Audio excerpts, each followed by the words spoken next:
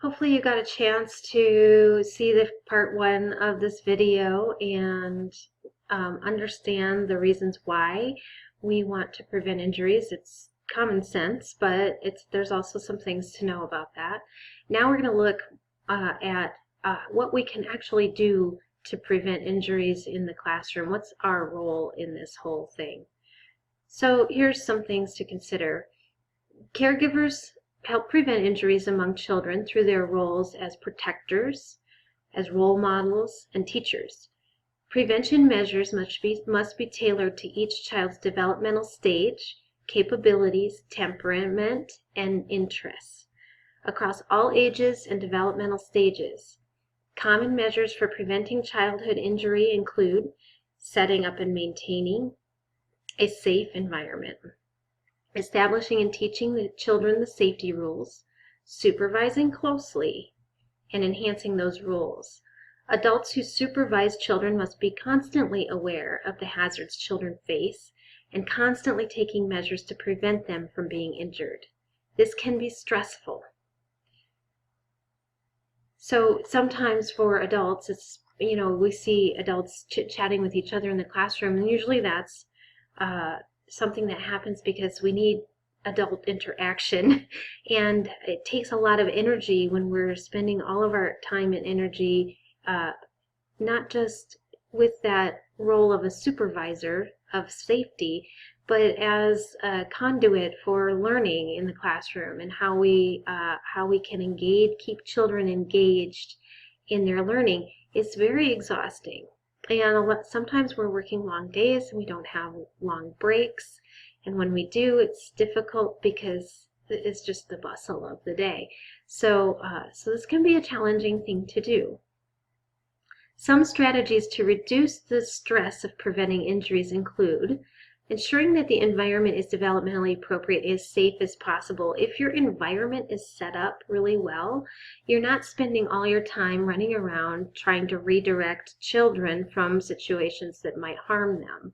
You also have an environment set up where maybe you do have children doing things that other people might say is a little risky, but you're providing the preventative measures that allow for that to happen. For example, I'm right now thinking of the number of times when children would be using a building toy on the table and it started to get really tall, and it wasn't a linked toy, so it was like, it's some table blocks or something like that, and couldn't like pick it up and move it to the floor, and the child's like leaning on the, standing on the chair, leaning on the table, and I can see they're about to push right off onto the floor, bang their chin and kick their teeth through their lips or something. So what I do, instead of stopping them from doing something that's actually good for them to do cognitively and emotionally, feel confident about building taller, I'm pushing that chair, or I'm bringing them a better stool, and I'm spotting them as I'm there, so that they can do what they need to do, and then when they're done, then I help them bring it down, and we talk about, safer places. If you've got an idea to go tall, maybe we want to bring these blocks to the floor next time, to the carpet. So things that we can do to help prevent that injury. But if our environment is set up for that, so maybe we don't put the blocks on the table, maybe we put them on the floor, expecting children to build taller, we know that we can ensure that it's safe, and we don't have to be running around trying to catch kids and redirect them all the time. When we enlist the help of other adults in supervising children, so we have a team that really works together to create zones of supervision, it makes it work. We communicate with each other about that.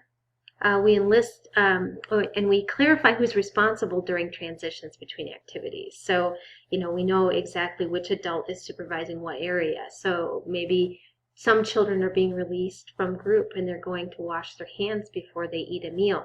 Another teacher is standing there waiting for children to be released from the group so that they can supervise the hand washing and stand in the door of the bathroom or something like that.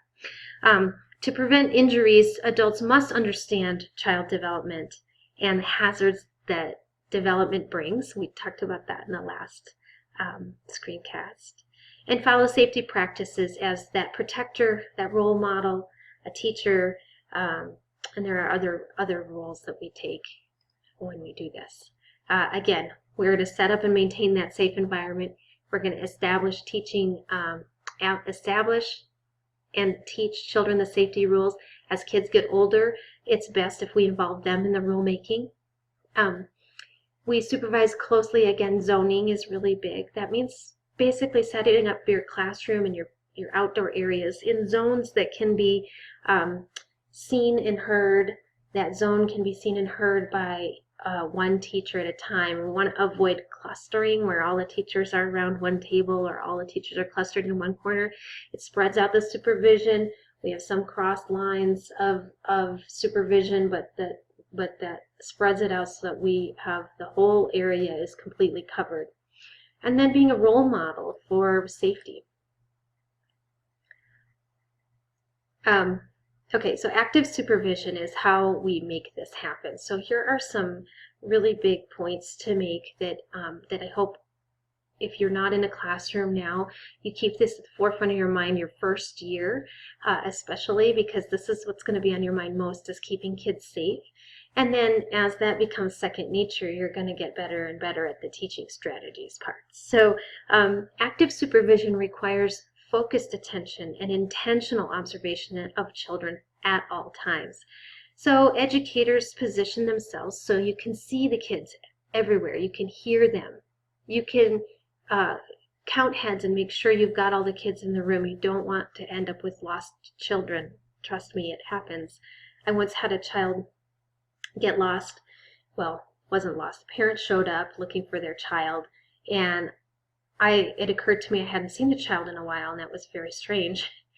And we had the panic moment, but we engaged our lost child protocol immediately. Everybody knew what to do and where to be and how to keep supervision of the kids that were there and still locate the child. And it turned out that, and then this program was, had other classrooms and other spaces, and some after-school activities were happening, and there was a German teacher who had come to take the child to an after-school German class, but hadn't alerted us. And that's where that active supervision happens. Hadn't alerted any of the classroom teachers. So when we engaged our protocol and we did the whole communication thing, check in, nobody knew. Of course, the parent is starting to get really scared. I'm starting to get really scared. But when we figured it out, the German class comes back. Well, then there's the opportunity for us to say, okay, now it's time for us to reevaluate that protocol and make sure that people who are taking kids out for special activities also understand the supervision protocols that we have in place, so that that never happens again. So when the parent comes, we can just say, oh yeah, they're in German class down the hall. You can go down there and get them. So, those are important things. So we're always paying attention. An active supervisor uses the knowledge of child development and the abilities to anticipate what the individual child will do and get involved and redirect when necessary. This constant vigilance helps children learn to be safe.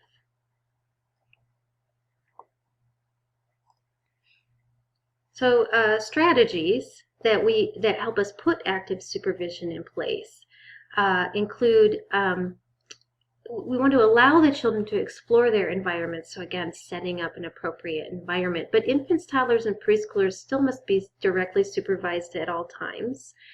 Again, there are things that we can do to encourage independence. So again, in that same program I was talking about, sometimes we would send children to the office with a message, or we'd send children down the hall, but we knew which kid could handle that. And we also knew where adults were positioned throughout the building so that a child couldn't bolt out a door, well, they wouldn't, because we're sending the kids that we can trust down the hall. And these are older children, 5s usually and up. And, where they knew where to go, and all the teachers in the building understood how to watch for kids' behavior that looked like they were going where they were supposed to go, and that looked like they weren't. But that's still direct supervision. So it's just a matter of setting up an appropriate system. So, but this also includes daily routines, sleeping, eating, changing diapers, using the bathroom especially. These are always the places that create the most difficulties with supervision because children tend to be least engaged. So one of the things that we can do as a strategy is to use engagement techniques during those moments. We sit with children at mealtime and we have conversations with them. We have people posted at hand washing stations. We are supervising the bathrooms to make sure they're doing what they need to do and have assistance when they need it. We're making sure if kids have to stand in line, we try not to stand them in line as much as possible, but if they have to stand in line, we're doing some kind of active learning experience, a song, a finger play, telling a story to help keep kids engaged while they're waiting, because when they're not waiting, then they tend to make up things to do, and sometimes those aren't always the best things, and so it's a behavior mod thing, but it's also a safety thing, because if kids are inventing something to do, well, they're going to invent something to do. So we're going to limit the risk factors by keeping them productively engaged. They'll find a way to be engaged if we don't help them find a way to be engaged. Again, we want to set up the environment. I know I mentioned this several times. I can't emphasize this enough, I don't think. It's just really important to have an environment that works. One thing is that you want to make sure, if like in this picture you want to identify certain areas of the classroom using shelving, but you want your teacher zoning to be such that that all the teachers aren't behind the shelf where children are working. So you want eyes and ears always on where kids can be. I had a fortunate experience of working for 12 years in a program where we had 3 acres of land. This is the same place where we had the German student accident, almost lost child issue. But we were often asked by licensing to remove bushes or to change certain parts of the environment to encourage safer supervision until we gave them our zoning maps and explained to them how we zone for safety, so that children can't get behind a bush and hurt each other or get injured. They also didn't like that we had the bushes because kids might run and poke their eyes. Well, again, we're providing the kind of environment and supervision that is teaching. We're taking that role as a role model and a teacher to help kids learn to avoid running into the bushes, because they're building an awareness of their body and space.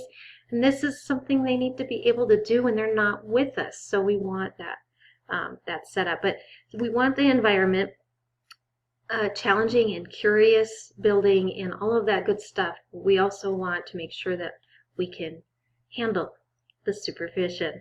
If activities are grouped together and furniture is at waist height or shorter, we can usually peek over when we need to, but we can be moving through the room for that if we need to, or we can, if we're seated, again, we have 2 teachers zoned or more teachers zoned in the classroom. Small spaces can be kept clutter-free, and big spaces are set up so that children have clear spaces that educators can observe, but not the big runways that, those big open spaces that invite children to run. Again, we can set up our environment to encourage safety. Avoid the runways. We can, again, block area needs to have enough space to build blocks. And if it's in a cluttered little corner and, 6 kids are trying to build in there, you're going to have some accidents probably. The next thing we do is we position staff, and I have mentioned zoning, but this is another piece of it. You want to position in a way that will keep kids from harm. So you can anticipate problems that might occur. You can notice before the thing happens what might happen, like the child building the really tall tower on the table. You want to see and hear. Make sure there's always clear paths to where children are playing, where they're sleeping and eating, so you can react quickly is another thing. So even if you have your zone set up, you want to be able to get to children quickly when needed. You also want to back off a little bit and not hover so that they can fully engage, unless you are also becoming a participant in their play and doing other active learning kinds of things. Educators stay close to children who may need additional support, and this can be a child that has a special need, or you just know is extra impulsive or has a harder time taking turns with things. You'll want to make sure that your proximity is such that you are really observing those children. Scan and count. It's also that supervision piece. If you're zoned well, you can do this often, but even as you're sitting, you can see the teacher here is looking up at another part of the classroom while she's working with a small group or an individual child at a table. You want to be able to fully invest yourself in your small group or your individual child, or your whole group, but you also have to try to maintain, it's what they say, teachers have eyes on the back of their heads. You have to maintain an awareness of the classroom at the same time. So while you're doing that, you're still scanning, and you're sometimes counting heads to make sure that all the children are there. That's what we do. We scan and count frequently. Especially important during transitions when children might slip off down a hallway or out a door, and you might not notice as well. Another thing with positioning teachers, if you have a line of kids and you're going outside and you have 2 teachers, put one in the front and one in the back, always. Just make that happen and communicate with each other about who's doing what. Listen. You have to listen for specific sounds or the absence of them. It's every parenting person's joy and nightmare when the pause, in the sound in the background of the kids comes in, because you think, oh, finally it's quiet, I get a little peace. And then, a few minutes later it's, uh-oh, what are they into? Calvin and Hobbes style. So we know that what we hear is either a typical sound or it could indicate something going wrong. It's that little edge in somebody's voice before something happens, that kind of thing. So we really are listening all the time, intently listening to identify the signs of potential danger or disruption of any kind. If you think about this systemically, you are implementing, certain things like bells added to the doors, so that if the door opens, you look to the door every time, and then you'll know who's entering and leaving the room. We want to anticipate behavior. This is such a skill to build as an early childhood educator. You want to be able to predict what the kids are going to do. Part of this is about knowing your children really well, because you're going to know their temperaments and their personalities and their likelihood to do certain things. And so that's really important part of prediction. But it's also that scanning, the zoning, and all of that stuff, because we can kind of predict what might happen. We can create challenges that children are ready for and support them in succeeding, so we can create engagement strategies in the classroom. That helps us avoid injuries. It helps us avoid social issues. If children are really engaged with what's going on, again, it's when they're not as engaged that things start to happen. Not that accidents don't happen, they absolutely do. But you also might recognize when children are sort of starting to wander, or they're starting to get that edge in their voice, or they got the look on their face like they're about to cry and they're just really holding it in. These kinds of things that we want to check in with. They might be about to take a dangerous risk. You might see a child about to jump off of that thing that doesn't have a good fall surface under it, or about to trip onto the cement sidewalk.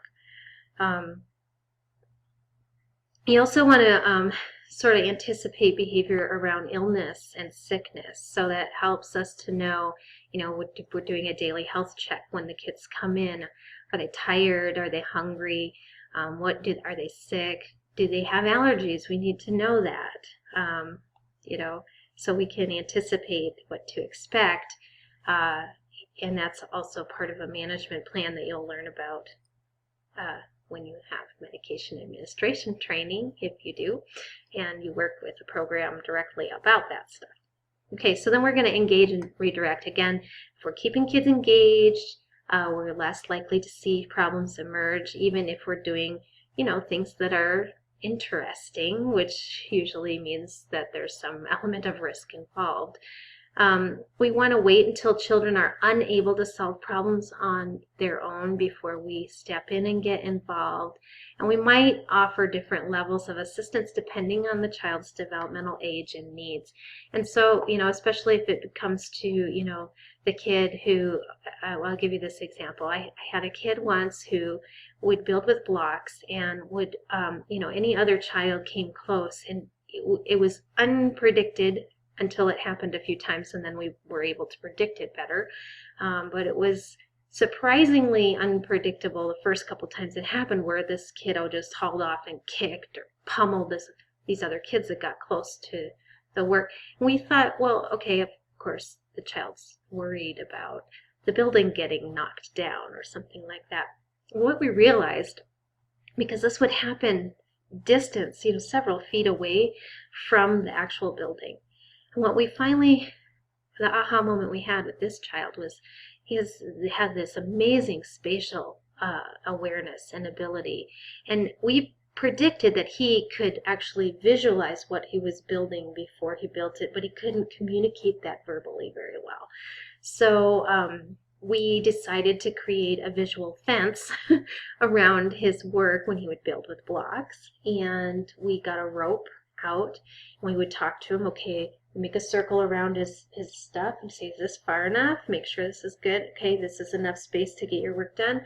He'd be fine. And no pummeling and no kicking and no hitting at other kids, because the other kids then we taught don't cross the fence, because that's the space that he needs to build. So there's different things that we can do to keep kids engaged and redirect that behavior by best understanding the kids that we're working with.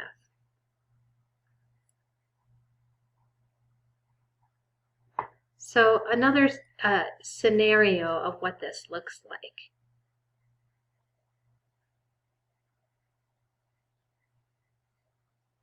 Okay, so here is another scenario of what active supervision looks like.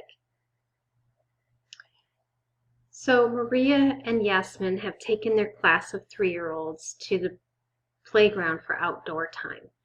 The 15-foot square playground has a plastic climber, a water and sand table, and a swing set. Maria and Yasmin stand at opposite corners of the playground to be able to move quickly to a child who might need assistance. So here's this be able to move quickly to a child who might need assistance, and that is a position staff type of strategy. The children scatter through the playground to various areas. Some prefer the climber, while others like the swings. Many of the children play with the sand table because it's new. Maria and Yasmin have agreed on a supervision plan for the children they will observe. This is a setting up the environment type of strategy. And they are always counting on the children in the area. They're always counting the children in the areas closest to them, occasionally raising their fingers to show how many are close to them. That is a scan and count. This helps keep track of where children are and to make sure no one is missing. If one child moves to a different area of the playground, they signal each other so they're both aware of the child's change in location. Again, another scan and count strategy. Maria has noticed that Felicity loves to play in the sand table. She hears the children scolding each other. Can you guess what strategy that is? You're right, it's listening. And notices that Felicity throws the toys without looking. As Maria sees Felicity and Ahmed playing at the sand table, Maria stands behind Felicity and suggests she put a toy in the basket when she is done with it. What strategy can you imagine that to be? It's an anticipation strategy. She's anticipating the behavior that might happen if the toy is left out. By remaining close, she is also able to redirect Ahmed, who has never seen a sand table before and throws sand at his classmates. So that strategy is an engage and reflect strategy. I mean engage and redirect, because she's redirecting Ahmed, knowing what she knows about him. Kellen has been experimenting with some of the climbing equipment and is trying to jump off the third step onto the ground. While he is able to do this, some of the other children whose motor skills are not as advanced also try to do this. To help them build these skills, Yasmin stands close to the steps on the climbing structure. Can you guess the strategy? We could say it's positioning of staff, or we could say it's anticipating behavior, especially because she's recognizing that Kellen might be able to do it. Other kids are going to try to do it because the development of a 3-year-old is to imitate others, even if they're not quite ready for it. She offers a hand or suggests a lower step to those who are not developmentally ready. This is what strategy? Right, engage and redirect. Maria and Yasmin signal to each other 5 minutes before playtime is over, then tell the children they have 5 minutes left to play. When the children have 1 minute left, Maria begins handing out colors that match color squares they have painted on the ground. Can you guess this strategy? That's right, it's the setup of the environment. They have prepared the environment to anticipate what might need to happen to avoid injury as children move from one space to another. She asked Beto, a child who has trouble coming in from playtime, to help her. This is another great strategy. Can you imagine what strategy this might be? You're right, it's engage and redirect. She knows this child, and so she's providing an engagement and redirection strategy to the child to help avoid injury and harm to others. So when the children are handed a colored circle, they move to stand on the colored spot on the playground. In Beto also, of course, if this child has trouble coming inside from playtime, a lot of kids like that tend to run off, and that can be can lead to injury as well because they're being more impulsive. So once they've been handed a circle, they move to stand on the colored spot on the playground. And as they move to the line, Maria guides them to the right spot. What strategy would this be? If you guessed engage and redirect, you were right. This is another opportunity for the teacher to provide assistance to help children get where they need to be safely. When all the children are in line, both Maria and Yasmin count them again. They scan the playground to make sure everyone is in place, then move the children back into the classroom. This one's an easy one because it is scanning and counting, right? They also listen to be sure that they do not hear any of the children still on the playground. What strategy is this? Your cue is that they're not hearing anything, so they've been listening. Yasmin leads the line, and Maria takes the back end, holding Beto's hand. Again, this strategy, where we have two teachers in two different places, this is a position of staff, but holding Beto's hand is an engagement and redirection strategy. When they return to the classroom, there are spots on the floor with the same colors that were on the playground. The children move to stand on their matching color in the classroom. And this strategy, you guessed it, is setting up of the environment. Maria and Yasmin take a final count, then collect the circles and begin the next activity. So they are counting and then beginning the next activity, and this can be considered scanning and counting. So both Yasmin and Maria are actively engaged with the children and each other, supporting the children's learning and growth while ensuring their safety. They use systems and strategies to make sure they know where children are at all times and support children in developmentally appropriate risk-taking and learning. And that concludes the second section of this screencast tutorial on preventing injury. I'm going to provide you with some additional resources below that might make you go, wait a minute, Allison just gave us all this information about what we need to do to prevent injury. Now I'm going to give you another perspective of things, a movement of such sorts that has really started to challenge our thinking about these things. And I just want you to be thinking about it. So I encourage you to view the remaining resources, even though you just spent an hour with me in these two screencasts.